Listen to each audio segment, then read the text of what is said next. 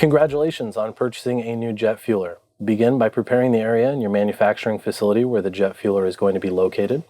Per the materials list, the table should be sturdy. You want to take additional care to ensure it's level. The table should additionally be fitted with pressurized cylinder safety chains for the nitrogen supply. Scheduling a remote installation and training session with a jet fueler support engineer prior to unboxing is highly recommended. Please submit a support request on our help desk to set up an appointment. Here are the items that you are going to need to complete your unboxing. You'll need a box cutter or scissors, a flathead screwdriver or pliers, a sturdy and level work table that's capable of supporting 150 pounds or 68 kilograms. You'll want a nitrogen bottle that's food grade or better, type CGA 580 thread with safety chains. You'll also need an adjustable wrench and a 9/16 open-ended wrench. Please take note of the condition of the shipping container and the shock watch sticker that's applied to the crate. Take a picture if it's red and notify VapeJet support, and document any damage you see while unboxing. All right, we are taking a flathead screwdriver and going to be prying up the tabs on your shipping container. Use a flathead to get it up, and then use a set of pliers to get it straight.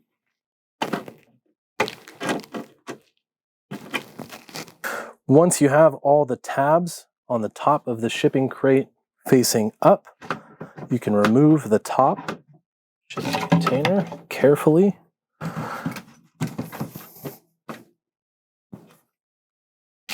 going to use this screwdriver, pry this open a little bit here.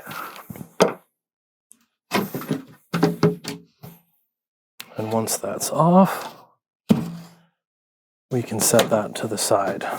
Once you remove the top of the shipping container, you'll see there's some packaging material in here. You can go ahead and remove that and throw it away. So now that we've removed all the packaging material from your shipping container, there are 3 empty boxes that are in here that we need to remove as well. And they are labeled accordingly. These can just be moved to the side. Okay, now that all that's out, we have a jet fueler install kit and documentation.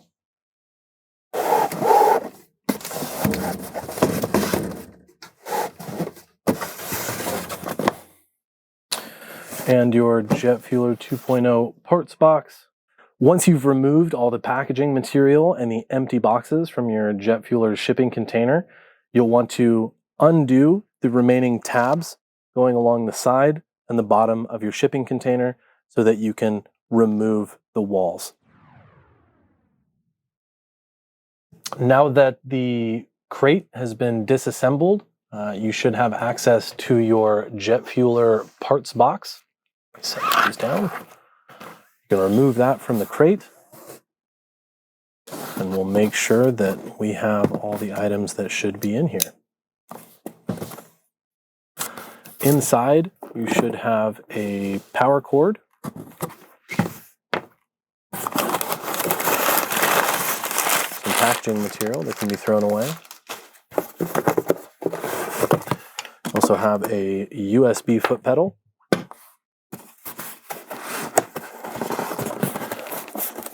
and a smaller box with some more goodies. Inside the smaller box, we're going to have a 16 gauge, 1.5 inch long needle. More packaging materials. We have 2 beakers, 2 VapeJet beakers.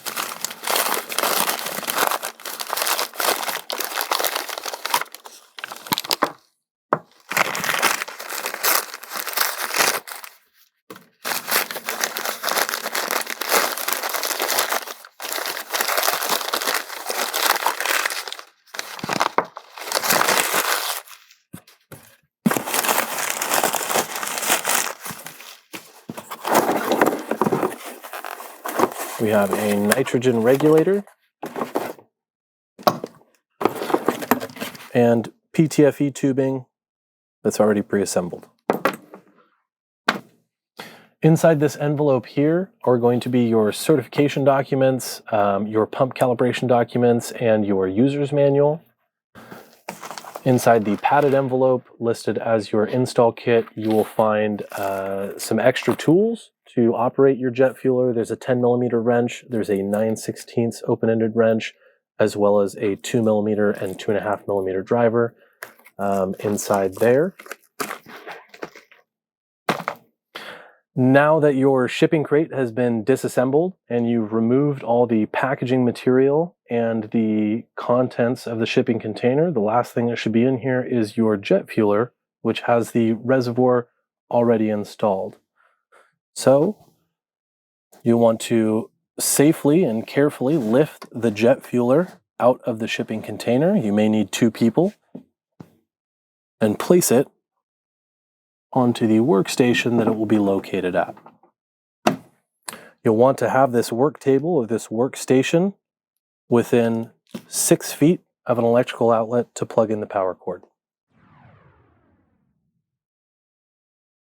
Next, we're going to remove all the blue tape from your reservoir. You'll see some at the top here as well as here. Once that's removed, grab the nitrogen regulator from the provided parts box, as well as the CGA 580 threaded nitrogen tank that you acquired prior to install. You're going to turn the black knob on the regulator counterclockwise until it stops. That is the closed position. Next, we are going to attach the regulator to the nitrogen bottle.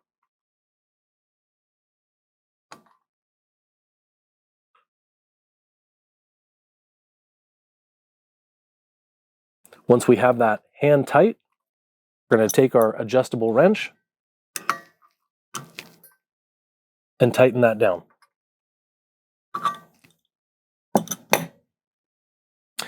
Inside the parts box is a pre-assembled length of tubing with appropriate connectors for your nitrogen regulator, is a threaded connection, and your reservoir, which is a pneumatic coupler connection.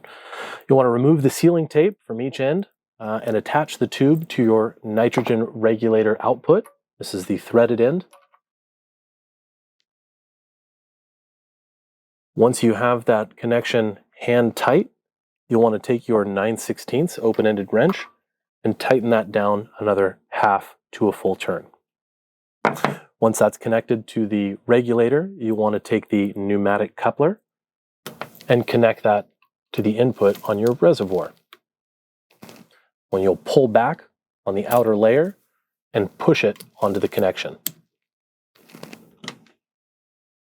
You'll want to secure the nitrogen bottle and regulator in an upright position with chains to the leg of the workbench, wall anchor, or other safe position. In the parts box of your jet fueler is also a 16 gauge, 1.5 inch long, all metal blunt tip needle, and you'll be installing that on the lure lock connection of the needle holder. You can place it up into there, and you'll want to turn counterclockwise to tighten it into place. You should be able to get it into place with a quarter or a half turn, and it will not move anymore. And once you have that complete, you can place your jet fueler beaker below the needle. Next, you'll want to plug the foot pedal into the USB jack on the rear of the jet fueler. There's only one USB port, so you shouldn't have any trouble plugging it in. The power cord may be plugged into the back of the unit. It's going to be just below the USB connection, and then connected to the facility mains. Once that's connected to power, you can go ahead and switch the unit on from the rear panel.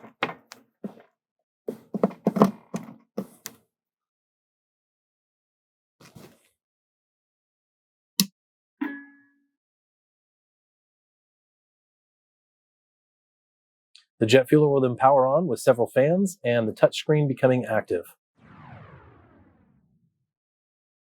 At this point, unboxing and installation of your jet fueler is complete. You can join the previously scheduled virtual installation meeting via the link provided in the calendar invite, or submit a support request via our help desk to set one up.